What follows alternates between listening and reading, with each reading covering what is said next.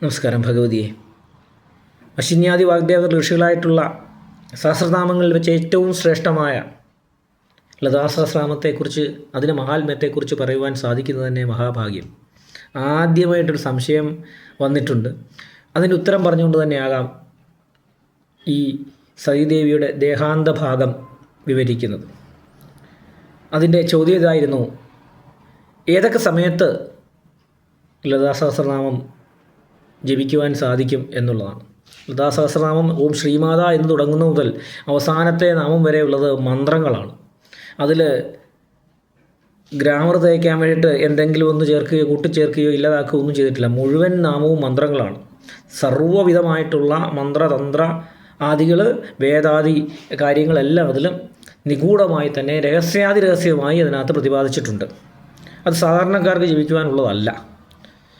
ശ്രീവിദ്യ ഉപാസന പൂർണ്ണമാക്കിയിട്ടുള്ളവർക്ക് ജപിക്കുവാനുള്ളതാണ്. എങ്ങനെ ജപിക്കണമെന്നും ഏത് തരത്തിലുള്ള ആൾക്കാരാണ് ജപിക്കണമെന്നും വ്യക്തമായ പ്രമാണങ്ങളുണ്ട്. എങ്കിൽ തന്നെ ഈ കലിയുഗത്തിൽ ഗുരുനാഥന്മാരുടെയും ആചാര്യന്മാരുടെയും അനുജ്ഞയോടുകൂടി, അനുവാദത്തോടുകൂടി സാധാരണ ജനങ്ങൾക്ക് ഇത് ജപിക്കുവാൻ സാധിക്കും. പക്ഷേ ന്യാസാദികളൊന്നും പാടില്ല. അങ്ങനെ ചില നിയന്ത്രണങ്ങളും നിയമങ്ങളുമുണ്ട്. ഏത് സമയത്ത് ജപിക്കണം, ഏത് സമയത്ത് ജപിക്കുവാൻ പാടില്ല എന്നുള്ളതാണ് ഈ ചോദ്യം, ഇവിടെ വന്നിരിക്കുന്ന സംശയം. അതിനുത്തരം ഈ ലതാസഹസ്രനാമത്തിലെ തന്നെ 701 നാമമാണ്. ദേശകാലാപരിച്ഛിന്ന. ദേശത്തിനും കാലത്തിനും പരിച്ഛേദിക്കുവാൻ സാധിക്കാത്തവൾ. ഒരു ദേശം ഇന്ന ദേശത്തുണ്ടായിരുന്നു, ഇന്ന ദേശത്തില്ല, ഈ സമയത്തുണ്ടായിരുന്നു, ഈ സമയത്തില്ല എന്നുള്ള ദേശത്തിനോ കാലത്തിനോ കൊണ്ട് ക്ലിപ്തപ്പെടുത്തുവാൻ സാധിക്കാത്തതും എല്ലാത്തിലും, എല്ലാ സർവ ചരാചരങ്ങളിലും സർവ്വസമയത്തും നിറഞ്ഞു നിൽക്കുന്നതുമായ ആ ശക്തിയെ, പരാശക്തിയെ ഇന്ന സമയത്ത് ജപിക്കരുത്, ഇന്ന സമയത്ത് ജപിക്കണമെന്നൊക്കെ പറയാൻ ആർക്കെങ്കിലും അധികാരമുണ്ടോ? ഏത് സമയത്തും ജപിക്കാം, എവിടെയായിരുന്നും ജപിക്കാം. ഏത് സമയത്തും എവിടെയായിരുന്നും ജപിക്കാം. ജപിച്ച് കുറച്ച് കഴിയുമ്പോൾ അറിയാതെ തന്നെ നമ്മുടെ ഉള്ളിലുള്ള നാമാകുന്ന ആത്മാവ്, ആ ദേവിയുടെ ആ ഭാഗം ഇത് തനിയെ ജപിച്ചു തുടങ്ങും. നമ്മൾ അറിയാതെ തന്നെ ചില സമയത്ത് ഇങ്ങനെ ജപം നടക്കുന്ന അറിയാം. അങ്ങനെ ജപം നടക്കുമ്പോൾ ചിലപ്പോൾ നമ്മൾ കുളിമുറിയിലായിരിക്കുമ്പോഴായിരിക്കും, അല്ലെങ്കിൽ ഈ പറഞ്ഞതുപോലെ ആഹാരം കഴിച്ചുകൊണ്ടിരിക്കുന്ന സമയത്താകും. നമ്മളറിയാതെ തന്നെ നമ്മൾ ജപം നടന്നുകൊണ്ടേയിരിക്കും. നമുക്കറിയാതെ നടക്കുന്നത് നമുക്കറിയാം, പക്ഷേ നമ്മൾക്ക് യാതൊരു നിയന്ത്രണവുമില്ലാതെ ഈ ജപം ഇങ്ങനെ നടന്നുകൊണ്ടേയിരിക്കും. അപ്പോൾ അവിടെ ഈ നിയന്ത്രണങ്ങളൊക്കെ പറഞ്ഞിട്ട് കാര്യമുണ്ടോ? ചിലരൊക്കെ ഒരു നെറ്റ് ചുള്ളിക്കും, ഈ കുളിമുറിയിലൊക്കെ ഇരിക്കുമ്പോൾ ഇങ്ങനെയൊക്കെ വന്നാൽ, അല്ലെങ്കിൽ കുളിമുറി ഇരുന്ന് ജപിക്കാമോ? തീർച്ചയായിട്ടും ജപിക്കാം. മനുഷ്യൻ്റെ ശരീരത്തെയും ആത്മാവിനെയും ശുദ്ധീകരിക്കുന്ന രണ്ടേ സ്ഥലങ്ങളാണ്. ഒന്ന് പൂജാമുറിയും, ഒന്ന് ബാത്റൂമും, അല്ലെങ്കിൽ നമ്മളുടെ കക്കൂസ് കുളിമുറി പോലെയുള്ള വാഷ്റൂമുകളും. ഇവിടെ രണ്ട് സ്ഥലത്തുമാണ് നമ്മുടെ ശരീരത്തെ ശുദ്ധമാക്കുന്നത്, നമ്മുടെ മനസ്സിനെ ശുദ്ധമാക്കുന്നത്, നമ്മുടെ ആത്മാവിനെ ശുദ്ധമാക്കുന്നത്, നമ്മുടെ ഉള്ളിലെ വിസർജ്യങ്ങളെല്ലാം പുറത്തു കളയാൻ നമ്മൾ ശ്രമിക്കുന്നത്.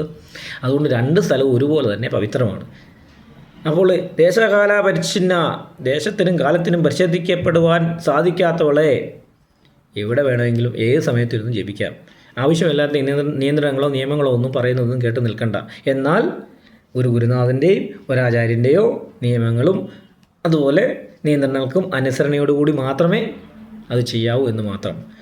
നമ്മൾ പറഞ്ഞു കുറിച്ചത് ദക്ഷയാഗം ദക്ഷൻ്റെ ഒടുക്കമായി മാറി. വീരഭദ്രൻ ഉൾപ്പെടെയുള്ളവർ സകലരെയും ദ്രോഹിച്ചു, അംഗഭംഗം വരുത്തി, കൂടാതെ ലോകവും നശിപ്പിക്കുവാൻ ഇറങ്ങി പുറപ്പെട്ടിരിക്കുന്നു. ദക്ഷൻ്റെ പത്നിയായിട്ടുള്ള, അല്ലെങ്കിൽ സതീദേവിയുടെ അമ്മയായിട്ടുള്ള പ്രസൂതി ഉൾപ്പെടെയുള്ളവർ ഈ യാഗമൊന്ന് പൂർത്തീകരിക്കേണ്ടത് ഈ ലോകനന്മയ്ക്ക് ആവശ്യമാണെന്ന് മനസ്സിലാക്കിക്കൊണ്ട് ദേവന്മാരും ബ്രഹ്മാവിഷ്ണുക്കളും എല്ലാം കൂടെ ചേർന്നിട്ട് കാലകാലനായിട്ടുള്ള ആ കാലസ്വരൂപനെ, ശംഭുവിനെ ചെന്ന് കാണുകയാണ്. കണ്ടിട്ട് പറയുകയാണ്, അങ്ങ് ക്ഷമിക്കണം, അങ്ങ് അടങ്ങണം, അങ്ങയുടെ ദുഃഖം മാറ്റണം, അങ്ങ് ഈ യാഗം പുനഃസ്ഥാപിക്കുവാൻ, പൂർത്തിയാക്കുവാൻ അനുഗ്രഹിക്കണം. അങ്ങനെ ഭഗവാൻ പ്രസാദിച്ച് ദക്ഷന് ആടിൻ്റെ ശിരസ് കൊടുക്കുകയും ജീവൻ തിരിച്ചു കൊടുക്കുകയും, അതേപോലെ അംഗഭംഗം വന്നവർക്കും ജീവൻ പോയവർക്കും എല്ലാം തിരിച്ച് മുക്തി, അല്ലെങ്കിൽ ജീവനും അതേപോലെ സ്വരൂപത്തിലേക്ക് തിരിച്ചു വരുത്തുകയൊക്കെ ചെയ്തതിന് ശേഷം ആ സമയത്ത് യാഗം പൂർത്തീകരിക്കുകയാണ്. ആ അവസരത്തിൽ ഇനിയുള്ള യാഗങ്ങളിൽ ഹവിർഭാഗം സ്വീകരിക്കുവാനുള്ള ആ അനുവാദവും ബ്രഹ്മാദി ദേവകൾ അദ്ദേഹത്തിന് കൊടുക്കുകയാണ്. അതിനുശേഷം ഭഗവാൻ സതീദേവിയുടെ ശരീരവും എടുത്തുകൊണ്ട് ഒരു യാത്രയുണ്ട്. പ്രേമത്തെ, സ്നേഹത്തെ എത്രയോ കോടി വർഷങ്ങൾക്ക് മുമ്പേ ഇത്ര മനോഹരമായി ഭഗവാൻ നമ്മുടെ ലീലയാടിയിരിക്കുകയാണ് നമ്മുടെ മുന്നിൽ.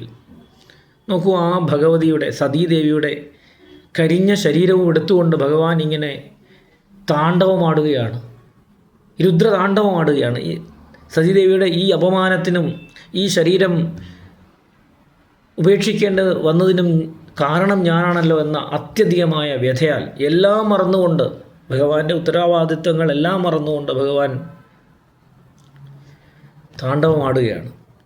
ഇത് ഈ ലോകത്തിന് തന്നെ നാശമാകുമെന്ന് അറിഞ്ഞപ്പോൾ ബ്രഹ്മാദി ദേവകളും എല്ലാവരും ചേർന്നിട്ട് വിഷ്ണുവിനോട് പറഞ്ഞു, ആ ഭഗവതിയുടെ ശരീരത്തെ കഷ്ണിച്ച് കളയുവാൻ. 108 കഷ്ണങ്ങളായി ഭഗവതിയുടെ ശരീരത്തെ മുറിച്ചു കളയുകയാണ് സുദർശന ചക്രത്താൽ വിഷ്ണു ചെയ്തത്. ഭാരതത്തിൻ്റെ 108 സ്ഥലങ്ങളിൽ 51 എന്നും ഒരു വ്യാഖ്യാനമുണ്ട്.